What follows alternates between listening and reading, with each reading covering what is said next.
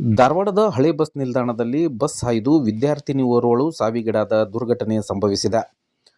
Dasanakoppa cross ಬಳಿ ಇರುವ ಮದೀನಾ ಕಾಲೇಜಿನಲ್ಲಿ ಪಿಯುಸಿ ಫಸ್ಟ್ ಇಯರ್ ಓದುತ್ತಿದ್ದ ಚಂದನಮಟ್ಟಿ ಗ್ರಾಮದ ವಿದ್ಯಾರ್ಥಿನಿಯೇ ಸಾವಿಗೀಡಾದ ದುರ್ದೈವಿಯಾಗಿದ್ದಾಳೆ.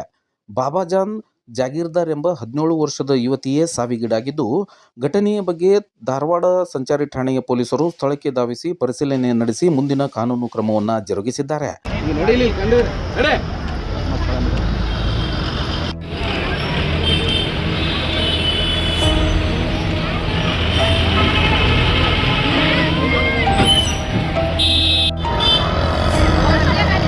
ದುರ್ಘಟನೆ ಆದಾಗ ನಾ ಇದ್ದೆ. ಏನಾಗಿತ್ತು? ಏನಾಗಿಲ್ಲ, ಅವ ಇಲ್ಲಿಂದ ಬಸ್ ತಿರ್ಗಸಾಗ್ತಿದ್ದ.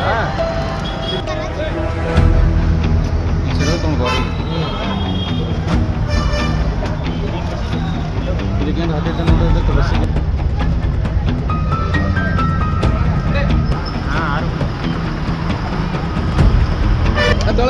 ನಡೀಲಿ ಕಂಡು